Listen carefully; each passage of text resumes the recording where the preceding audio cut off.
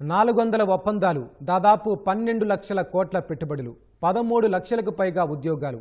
సాగర తీర నగరం విశాఖలో జరిగిన సిఐఐ సదస్సులో రాష్ట్రానికి పెట్టుబడులు పోటెత్తాయి.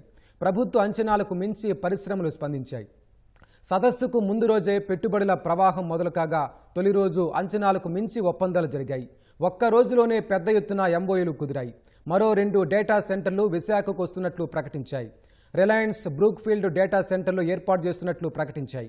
అంతేకాకుండా మరిన్ని పెట్టుబడుల రాకకు ఘనమైన అడుగులు పడ్డాయి. మొత్తంగా విశాఖ సిఐఐ సమ్మిట్ మొదటి రోజునే బిగ్ హిట్ అయింది.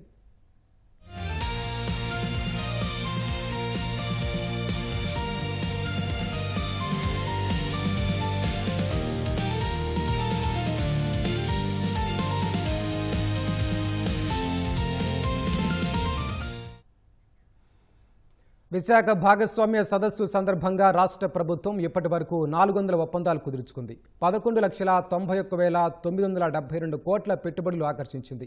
13,32,445 ఉద్యోగాలపై హామీ పొందింది. ఇవి 2 రోజులుగా వివిధ కంపెనీలతో రాష్ట్ర ప్రభుత్వం చేసుకున్న ఎంఓయూల విలువ. నేడు మరిన్ని ఒప్పందాలు జరగనున్నాయి.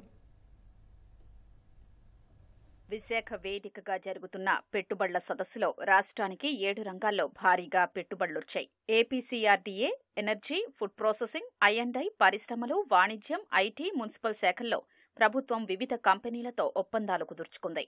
మొత్తంగా 410 ఎంఓయూల ద్వారా 10 లక్షల కోట్ల వరకు పెట్టుబడులు వస్తాయని ప్రభుత్వం అంచనా వేసుకుంది. అయితే ఆ అంచనాలకు మించి పారిశ్రామికవేత్తల నుంచి మంచి స్పందన వచ్చింది. భాగస్వామ్య సదస్సుకు ముందు రోజే భారీ ఎత్తున పెట్టుబడులు రాగా సదస్సు తొలి రోజున అంతకు మించిన స్పందన కనిపించింది. సదస్సు తొలి రోజున 365 ఎంఓయూలు కుదుర్చుకోగా వీటి ద్వారా 8,26,668 కోట్ల పెట్టుబడులు రానున్నాయి. వీటి ద్వారా 12,05,175 మందికి ఉద్యోగాలు ఇచ్చేలా వివిధ పరిశ్రమల నుంచి ప్రతిపాదనలు వచ్చాయి.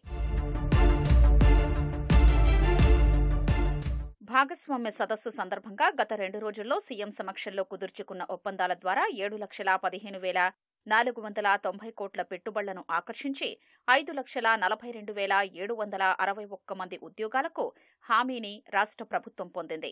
భాగస్వామ్య సదస్సు తొలి రోజున వివిధ రంగాలకు చెందిన కంపెనీలతో ముఖ్యమంత్రి వరుస భేటీలు నిర్వహించారు. గురువారం వరుసగా 15 భేటీలు నిర్వహిస్తే శుక్రవారం దాదాపు అదే స్థాయిలో ముఖ్యమంత్రి వరుస సమావేశాల్లో పాల్గొన్నారు.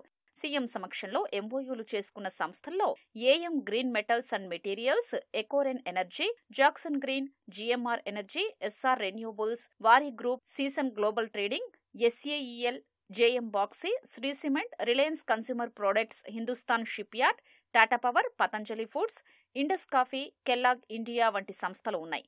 ఇక విడివిడి భేటీల్లో రాష్ట్రంలో ఉన్న పెట్టుబడులను ఆయా కంపెనీలకు చెందిన ప్రతినిధులకు వివరిస్తూ పెట్టుబడులు పెట్టాల్సిందిగా ముఖ్యమంత్రి కోరారు. పారిశ్రామిక అభివృద్ధికి చేపడుతున్న చర్యల్ని వివరించారు. వీటితో పాటు కేంద్ర ప్రభుత్వం వైపు నుంచి రాయితీలు వచ్చే పరిస్థితి ఉంటే వాటిని కూడా వచ్చేలా తాము సహకరిస్తామని సీఎం ఆయా కంపెనీల ప్రతినిధులకు వివరించారు. వివిధ శాఖలకు చెందిన మంత్రులు కూడా భాగస్వామ్య సదస్సు తొలి రోజున భారీ ఎత్తున ఒప్పందాలు చేసుకుని భారీ పెట్టుబడులను రాబట్టారు. మంత్రులందరూ కలిసి మొత్తంగా 324 కంపెనీలతో ఒప్పందాలు కుదుర్చుకుని 4,76,482 కోట్లు పెట్టుబడులకు హామీ పొందారు. ఈ ఒప్పందాల ద్వారా 7,88,884 మందికి ఉద్యోగాలు వచ్చే అవకాశం ఉంది. తొలి రోజు సదస్సులో ఒప్పందాలు కుదుర్చుకున్న మంత్రుల్లో నారా లోకేష్, టీజీ భరత్, గొట్టిపాటి రవి, బీసీ జనార్దన్ రెడ్డి, నారాయణ ఉన్నారు.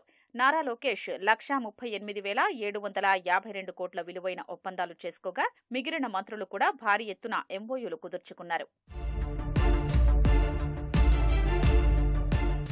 2 రోజుల్లో రంగాల వారీ పెట్టుబడి పరిశీలిస్తే విద్యుత్ రంగంలో 5,11,502 కోట్ల పెట్టుబడులు రాగా 2,45,222 మందికి ఉద్యోగాలు లభించనున్నాయి.